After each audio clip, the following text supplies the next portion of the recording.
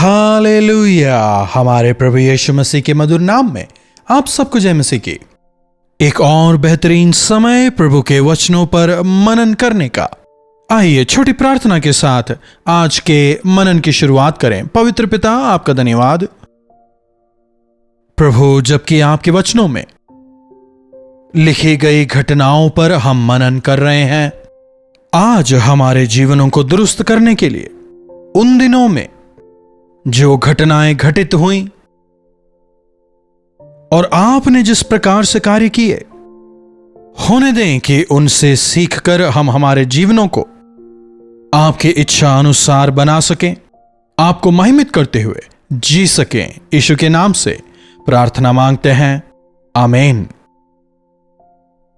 उन दिनों में जो कुछ भी घटित हुआ, उन तमाम घटनाओं को उनमें से कुछ भी छिपाए बिना जो कुछ घटित हुआ एकदम स्पष्ट तौर पर साफ साफ परमेश्वर ने अपने वचन में लिखा, ताकि उन वचनों के जरिए आज हम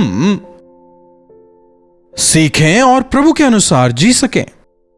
तो इन दिनों में हम इस्राएल के राजाओं पर चर्चा कर रहे हैं। इस्राएल देश के विभाजन के बाद उत्तरी भाग में जो पहला राजा हुआ, यरोबाम के विषय हमने चर्चा की। फिर उसके बाद नादाब राजा बना। इन तमाम राजाओं के जीवनों से सीखने के लिए कोई बहुत अच्छी बातें नहीं है, लेकिन एक विश्वासी को कैसे जीवन नहीं बिताना है, यह हम उनके जीवन से सीख सकते हैं। अच्छा, तो मैंने अब तक गुड मॉर्निंग नहीं कहा, क्या आप उसका इंतजार कर रहे हैं? Good morning, good morning. बहुत देर हो गई है सुबह होकर। प्रभु के वचनों को सुनने के लिए आप सभी तैयार हैं ना? तो आइए मिलकर प्रभु के वचनों की ओर चलें। देखिएगा, पहले राजा की पुस्तक 15वें अध्याय की 27वें आयत से पढ़ना चाहूंगा।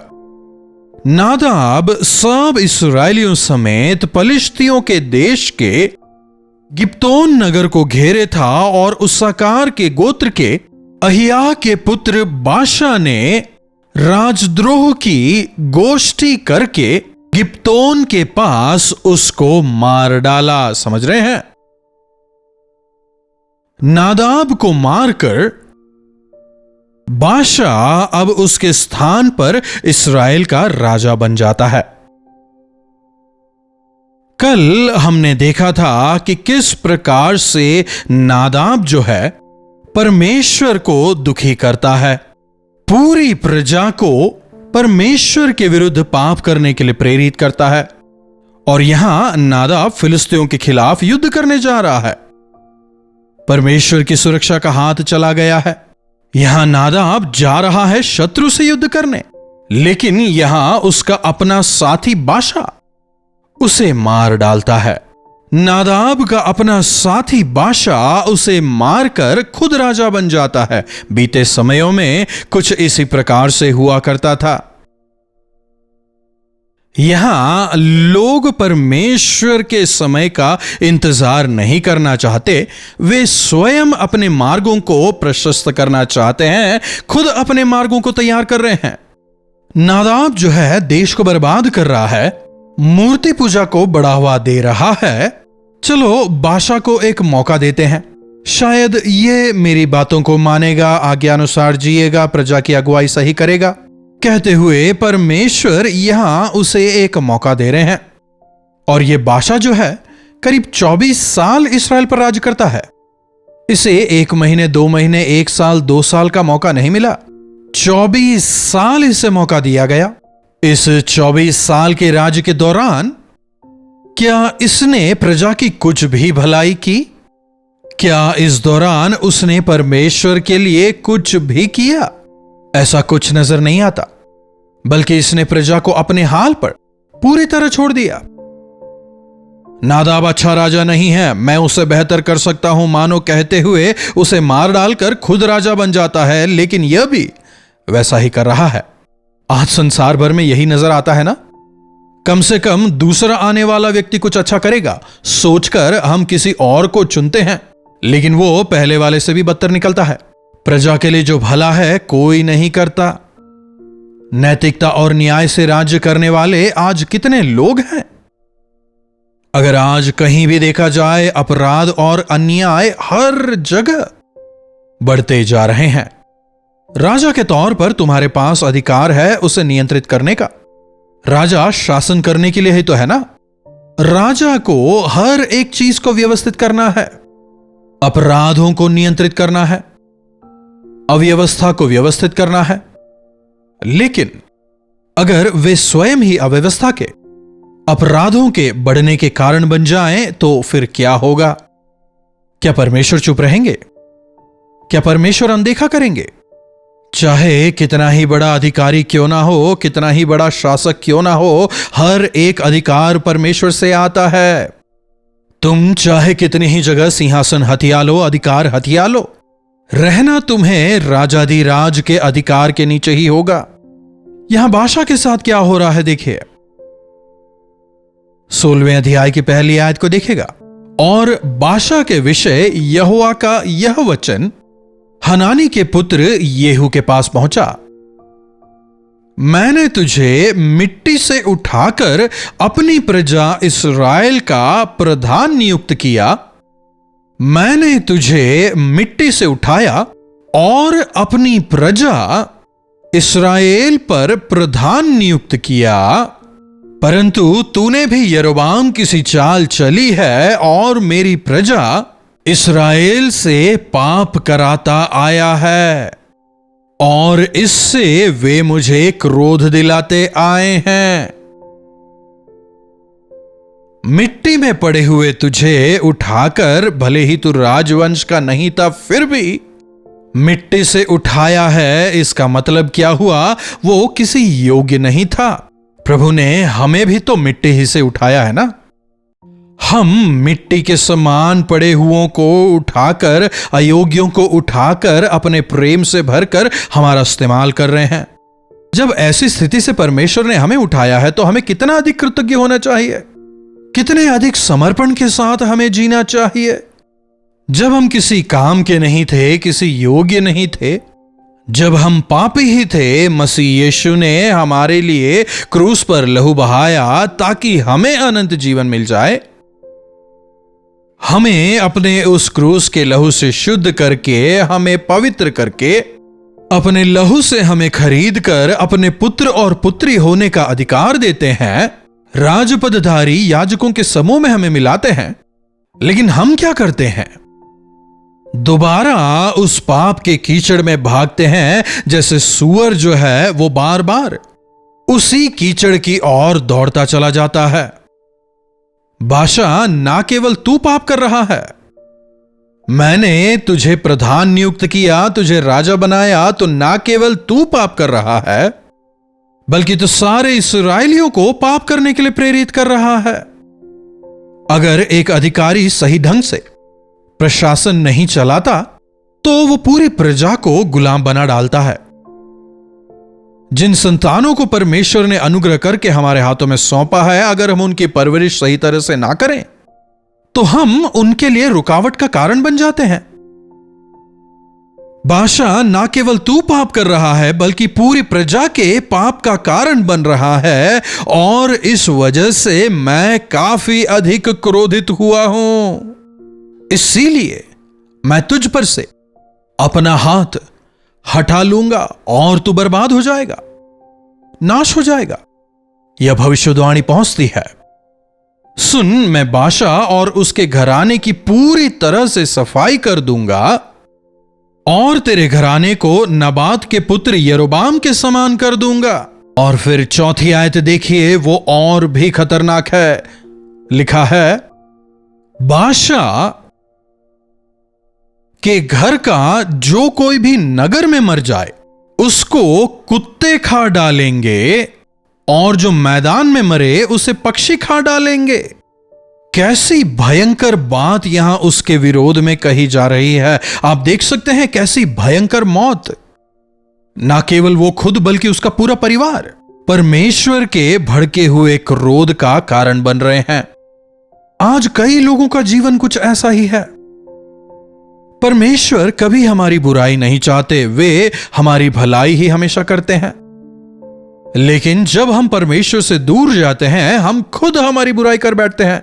मिट्टी से उठाकर मैंने तुझे 24 साल मौका दिया। इस वचन को सुनने वालों मेरे प्रिय भाइयों बहनों, मां के गर्भ ही से परमेश्वर ने आपको देखा। आपके प्रति उनकी महान योजनाएं हैं। उस योजना की वजह से ही आपको उन्होंने योग्य बनाया, मिट्टी से उठाकर एक बेहतर स्थिति में आपको पहुंचाया। आज आपके पास अच्छी पढ़ाई है, अच्छी नौकरी है, अच्छी आमदनी है, केवल प्रभु का अनुग्रह है।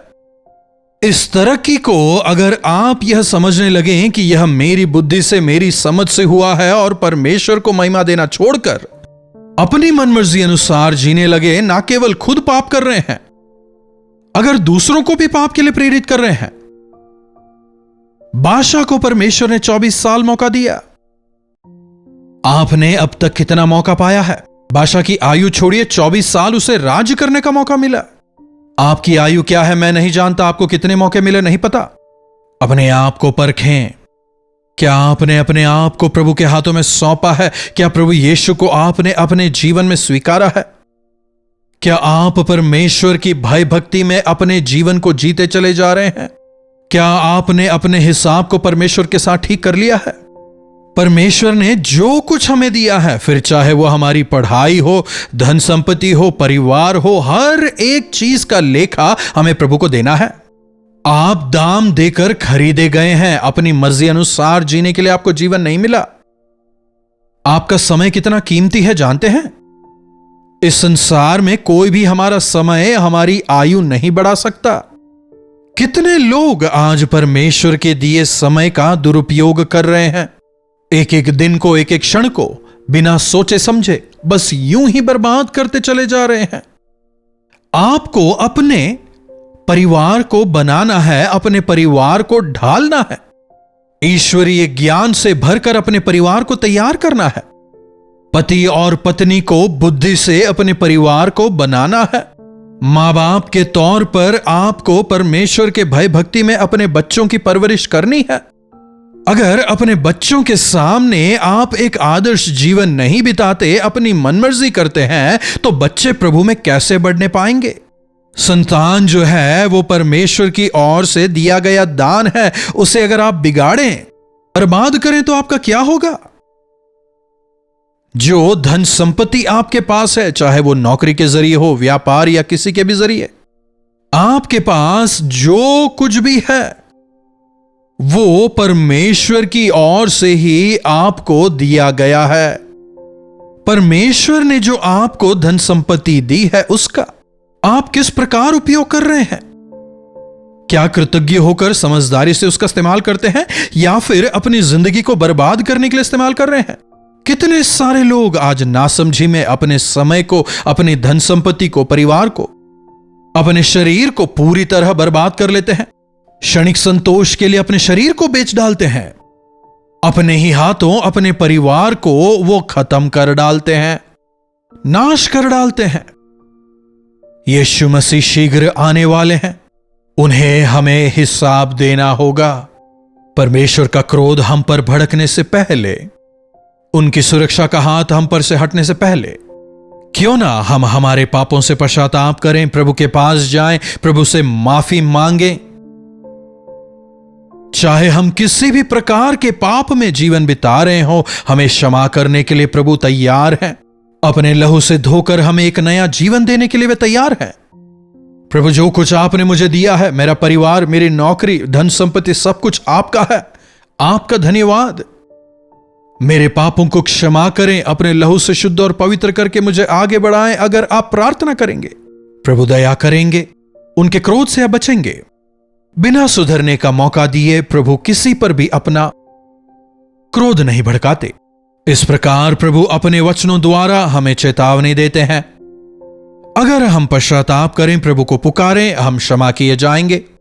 लेकिन अगर वचनों का तिरस्कार करें, प्रभु की अनदेखी करें, तो प्रभु की सुरक्षा का हाथ हम पर से हट जाएगा। क्यों ना आज हमें राजपदधारी याजकों के समाज में मिलाने वाले प्रभु के सामने अपने पापों का पश्चाताप करते हुए उनके प्रति कृतज्ञ होकर, उनकी इच्छाओं को जानकर उनकी इच्छानुसार जीवन बिताएं। अपनी गवाही को सुरक्षित रख परमेश्वर के क्रोध के भागी ना होकर जीवन बिताएं। प्रार्थना। महापवित्र प्रेमी पिता परमेश्वर, प्रभु एक बार फिर से आपके इन वचनों के लिए आपके शुक्रगुजार हैं। प्रभु बार बार आप अपने इन वचनों के द्वारा हमें चिता रहे हैं, हमें सतर्क कर रहे हैं, बार बार आप हमें मौके देते जा रहे हैं। प्रभु आज इन वचनों को सुनने वालों में अगर कोई भी ऐसे हैं जो आपसे दूर जीवन बिता रहे हैं, प्रभु आपसे विनती करते हैं आपका क्रोध उन पर ना भड़के, बल्कि होने दें कि आज वे नए सिरे से अपने आप को आपके हाथों में समर्पित करते हुए, अपने पापों से पश्चाताप करते हुए, आपसे नया मनुष्यत्व पाकर आपकी महिमा के लिए जीने वाले हो जाएं। आपसे प्रेम करके आपके गवाह होकर जीने का अनुग्रह हम सबों को दें। यीशु के नाम से प्रार्थना मांगते हैं, आमीन। अब हमारे पिता परमेश्वर का प्रेम, प्रभु यीशु मसीह का अनुग्रह, पवित्र आत्मा की संगति और सहभागिता हमें से प्रत्येक के साथ आज, कल और सर्वदा बनी रहे, आमीन। प्रभु परमेश्वर की महिमा हो। अपने प्रार्थना विषयों को आप हमें 9884907779 पर व्हाट्सएप, वॉइस मैसेज या फिर टेक्स्ट के जरिए भेजिएगा। अगर आप चाहें तो कॉल करके भी हमसे बात कर सकते हैं, हम अवश्य आपके लिए प्रार्थना करेंगे, प्रभु चमत्कार करेंगे। इन्हीं वचनों के साथ आज मैं आपसे विदा लेता हूं। दोबारा मिलने तक प्रभु का अनुग्रह हम सबों पर बना रहे। कल्वरी दर्शन, ये है प्रेम के दर्शन, यीशु प्रेम के दर्शन। कल्वरी दर्शन,